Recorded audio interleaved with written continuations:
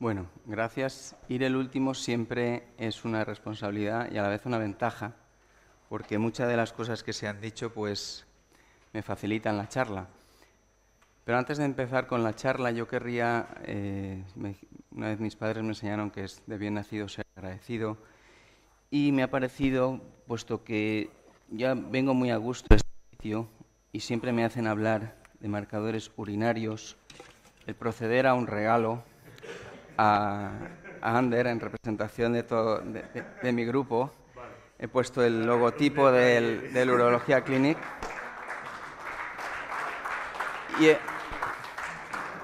y he puesto el logotipo por si algún día os tengo que pedir trabajo. Bueno, estos son yo no tengo ninguna relación comercial con el PCA3, como alguno puede haber pensado alguna vez. Y ahora estamos intentando llegar a un preacuerdo con el Select MDX para hacer una validación externa en nuestro centro y trasladarlo también, aplicarlo en vigilancia activa, pero estamos en ello, no sé cómo acabaremos. Yo creo que hay que tener unos conceptos claros en toda la literatura de biomarkers, y lo ha dicho el doctor Bartel también. Más, mejor, cuantos más variables tengamos en el nomograma, eso está claro. Una vez me dijo Ángel Borque, ¿qué prefieres? ¿La paella completa o las judías, el arroz y las lentejas? Pues no, la paella. El mejor candidato a vigilancia activa, esto es una frase de Schalken, no es mía, es el que no se encuentra. Ese sería el buen marcador. Y esto ya se ha dicho esta tarde. Y por lo último, todo lo que se ha dicho esta tarde me facilita la charla, porque lo que vamos a intentar es integrar lo nuevo para mejorar lo viejo. Esto es nuestro programa de screening, que fue una beca FIS, que ya lo vamos a cerrar. Y he querido sacar de ese programa lo que me han pedido en la charla, que es los marcadores urinarios y el alto grado. Y esto son datos de un marcador, un single marker, solo el PCA3. Aquí no se va a un nomograma nada, solo el PCA3 a corte de cutoff de 35 en la detección del alto grado, llamémoslo, o de alto riesgo, 7 o más y más de 3 cilindros positivos. En cuanto a la reducción de falsos negativos, lo calculamos o lo enfrentamos a la calculadora, el número 3 del European Screening Cancer Program, y vemos que nos disminuye como un marcador individual la tasa de falsos negativos en un 37%. Y eso ya es una ganancia frente a la calculadora de la europea. Pero no nos detecta un 9% de altos grados. Y este es el problema del PCA3 como variable aislada, que se le escapan los altos grados, alguno de ellos. Estos son nuestros estadísticos. Nos pusimos contentos, porque para seleccionar primeras biopsias sí que lógicamente es un mejor marcador que el PSA, no así como, y esto lo han reproducido otras series, como un marcador de alto grado en número de cilindros, en Gleason o en porcentaje de afectación de cilindros. Pero esto se llevó por este grupo multicéntrico europeo a un nomograma, que es este, en el que, como veis, el marcador no va, pero bueno, aquí en este nomograma pues, se incluyen edad, el PSA, el tacto rectal, el volumen prostático, el PCA3, y en rojo tenéis los estadísticos de la detección de alto grado con el PCA3 metido en este nomograma. Y como veis, una área bajo la curva de 0,82. Y una cosa que vamos a repetir continuamente en esta charla es el porcentaje de biopsias que se pueden ahorrar, que serían, creo que lo pusimos, no lo pusimos, pero está alrededor del 30 al 40%, y el porcentaje que usando este nomograma te dejarías de detectar que es de alto grado, que es solamente el 2%. Bien, esto era un nomograma, había que validarlo externamente, nosotros lo hicimos. Aquí sobreestadiaban nuestros cánceres, probablemente por diferentes en las poblaciones, pero el área bajo la curva, y esto es la validación externa que hicimos en nuestro centro, esto ya os lo he mostrado aquí, pues daba un área bajo la curva un pelín inferior de 0,78 para la detección del alto grado. Y cuando aplicando las curvas de densidad de probabilidades, establecimos un punto de corte a un nomograma, que es el problema de los nomogramas, del 40% para recomendar a un paciente hacer la biopsia o no, si si nuestro objetivo era la detección del alto grado. Bien, pero está claro, y es el motivo de la charla, que hoy por hoy nadie pretende invertir mucho dinero, y como sabéis, hay mucho dinero, lo ha dicho antes alguien que me ha antecedido, en la detección del Santo Grial, del marcador que nos detecte perfectamente el alto grado. Esto es cosecha propia. ¿Qué le pediría a un marcador? Pues lógicamente lo primero es que se enfrente a las calculadoras de riesgo, porque las calculadoras de riesgo están hechas para, y está la del PCPT, que es la más conocida, o la de la europea, y te calcula la posibilidad de cáncer de próstata en general y de cáncer de próstata de alto riesgo. Y tienen sus estadísticos y tienen sus validades. Y por supuesto se infrautilizan en la literatura, porque eso es gratis prácticamente, están online. Y el marcador lo primero que se ha de enfrentar es a esas calculadoras. Y si no la supera claramente, yo creo que no es un buen marcador. En segundo lugar, como hemos ya intuido de las diapositivas de nuestra propia experiencia, siempre superará un marcador metido en un nomograma, en un multiplex, que como marcador aislado. Y en tercer lugar, yo creo que hay que buscarle la combinación. Aquí hemos estado toda la tarde hablando de imágenes, de resonancia, del ultrasonido de nueva generación y de marcadores. Y yo creo que no hay que desestimar ni una ni la otra, hay que combinarlos. Y esto va a ser la última parte de mi charla. Bueno, como nuevos, entre comillas, marcadores de alto grado, os he seleccionado los 3 o 4 que estarían en el mercado. Y este es el primero de ellos, y es la utilización del PCA3 y del gen de fusión. Como veis, esas son las curvas ROC. A mí me gusta siempre poner aquellas que las calculan o que las enfrentan a calculadoras. Como veis, la curva marrón es la de la europea. Y en detección, aquí están hablando de cáncer en general, cuando suman la calculadora, el PCA3 y el gen de fusión, pues tiene un área bajo la curva de 0,84. Y se demuestra que a la calculadora el PCA3 no le suma nada, pero sí la aplicación del gen de fusión. Esto lo ha promovido la Universidad de Michigan y ha establecido un biomarcador que es el Mi Prostate Score de la abreviatura de Michigan, que incorpora el PSA sérico, el PCA3 urinario y el score del gen de fusión en orina también. Y que, igual que el 4K, da el porcentaje de riesgo que ese paciente tiene para tener cualquier cáncer de próstata y el porcentaje de riesgo que tiene de cáncer de próstata de alto riesgo. Y luego es una decisión particular entre el médico y el paciente qué hacer, si ir a imagen o ir a biopsia. ¿Y qué porcentajes da de potencial ahorro de biopsias? Pues y quiero que os vayáis quedando con estas cifras, entre el 35 y el 47%. Y dejaría de detectar en ese caso entre un 1 y un 2,3% de altos grados. Tiene una buena reproducibilidad con la inmunohistoquímica de la ERG, que es lo que más se ha correspondido en inmunohistoquímica con el estado mutacional del gen, y que el problema que tiene es que se han aplicado diferentes metodologías para su obtención, metodologías moleculares, y por tanto la estandarización de resultados pues no es óptima. Está comercializado en Estados Unidos y en Inglaterra a un precio de unos 600 euros. En cuanto al Select MDX,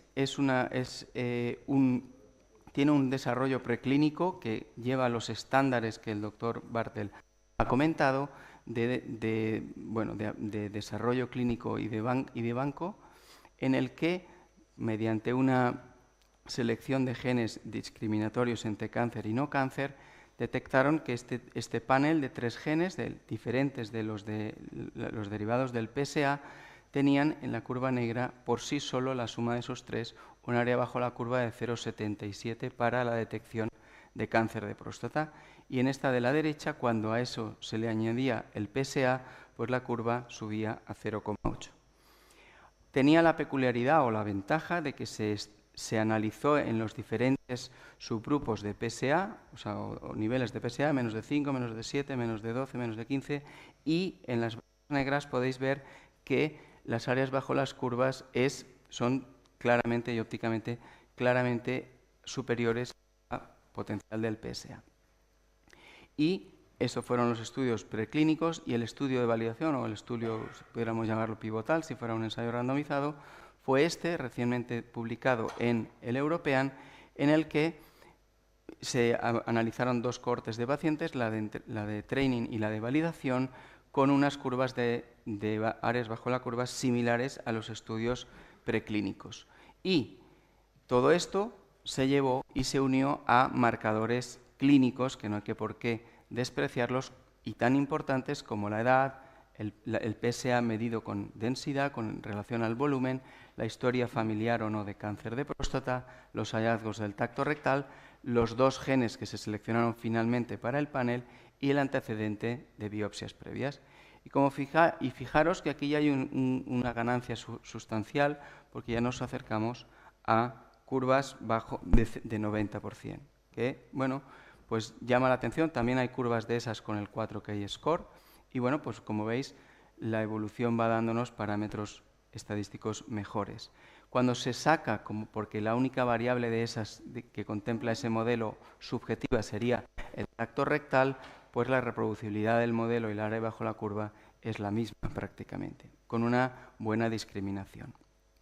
Y esto se da como el 4K prácticamente tienen el mismo modelo, yo también he trabajado con 4K, da el porcentaje de riesgo en la biopsia y el porcentaje de alto riesgo, el porcentaje de cáncer de próstata y el porcentaje de cáncer de próstata de alto riesgo.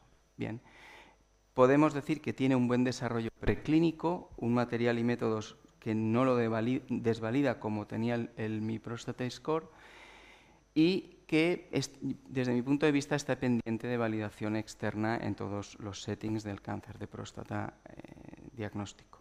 Pero bueno, si reproducimos las áreas bajo la curva, pues realmente sería un marcador desde mi punto de vista interesante. Está comercializado en Europa desde la Universidad de Radboud en Holanda a un precio aproximadamente de 700 euros. Este es un marcador que no está comercializado aún como tal y que deriva de genes detectados en el análisis de exosomas urinarios. En concreto, también otra vez ERG, que es, como sabéis, es una de las proteínas resultantes del gen de fusión, el PCA3 y este otro gen raro que no sé qué es, ¿vale? Juntamente con la edad, el PSA, antecedentes familiares, etcétera, y también da pues unos parámetros interesantes, pero como digo, está pendiente de validación y desarrollo. Y por último, la última parte de mi charla, querría un poco aunar todo lo que hemos hablado esta tarde, de imagen y de biomarcadores. Y inicialmente, lo primero fue el boom del PCA3 y la resonancia vino un poquito detrás. Entonces, los primeros artículos que salieron en 2012 fue la ganancia que tenían los estadísticos del PCA3 con la aplicación de la resonancia. Y este grupo de la Universidad de la Sapiencia de Roma pues nos dijo que en segundas biopsias, en un grupo le hacían PCA3 a todo, en un grupo hacían resonancia, en un grupo no hacían resonancia, y vieron que al grupo que hacían resonancia mejoraban, como no podía ser de otra forma. Ahora lo sabemos con el retrospectivoscopio, pero entonces no se sabía los parámetros estadísticos del PSA. Voy a parar porque se va el doctor Algaba para decirle adiós. Adiós. Es que yo le respeto mucho. Entonces, este otro artículo va en esa misma línea. La presencia o no de una lesión visible en la resonancia, que como por ejemplo está cogiendo tanta importancia en la literatura de vigilancia activa, pues también daba unas mejoras en los estadísticos propiamente dichos del PCA3 desde el punto de vista diagnóstico. Esto ya es un pasito más, porque es en el intervalo gris del PSA distintos modelos con la aplicación a todos los pacientes de PCA3 y de resonancia magnética y biopsia, dijéramos, estándar, no biopsia guiada por la resonancia, pues al modelo basal azul podéis ver que el PCA3 aumenta el beneficio clínico, y que el verde, que prácticamente no veis, es el modelo basal más la resonancia, pero que la aplicación del PCA3, cuando se usaba resonancia, pues no daba mucho beneficio clínico. Y aquí ya se empezó a cuestionar, y esto es uno de los artículos que hizo que las guías NICE, por ejemplo, el PCA3, pues no lo tienen tan en cuenta. En este momento no lo recomiendan. Este es un artículo también en ese sentido, en el que enfrentan a todos los pacientes, ahora ya no en segundas biopsias, como os he dicho los de antes, sino en primeras biopsias y biopsias ciegas a los resultados de la resonancia. Establecen un modelo basal y veis que la aplicación de la resonancia y del PCA3 y del Phi, en este caso se hizo también, pues ni el PCA3 ni el Phi mejoraban el área bajo la curva que daba el modelo clínico más la resonancia. Pero bueno, como os he comentado previamente, pues yo creo que hay un hueco para poder, por la problemática que se ha comentado esta tarde aquí, por ejemplo, el doctor Ahmed nos ha dicho que probablemente, y lo vamos a ver, la resonancia se apruebe o se recomienda antes de la primera biopsia. Y esto va a generar muchos problemas en los sistemas sanitarios, como comentaba antes con Pilar Laguna. Bien, pues a lo mejor tendremos y volveremos a tener zonas gris, como es el PIRADS3, que yo el PIRADS3 lo equiparo ahora al PSA de 4 a 10, que no sabemos muy bien qué hacer. Bueno, pues fijaros que en este subgrupo de pacientes marcadores, yo creo que esto se ha hecho con el PCA3 porque es el marcador que más recorrido lleva, pero se va a repetir con el resto de biomarcadores, puede que seleccione algunos pacientes, como vais a ver en una diapositiva más reciente en otro trabajo, de ese subgrupo de PIRADS3 a cuáles hacerle resonancia y a cuáles no. Y es este el trabajo al que me refiero. Este trabajo es de este año, del 2017, es un trabajo de Nueva York y que ellos realizan en primera biopsia, realizando una biopsia por fusión, por hallazgos con la resonancia, más, como nos ha dicho el doctor Ahmed, porque probablemente aún no estamos en el momento de hacer solamente biopsias por fusión.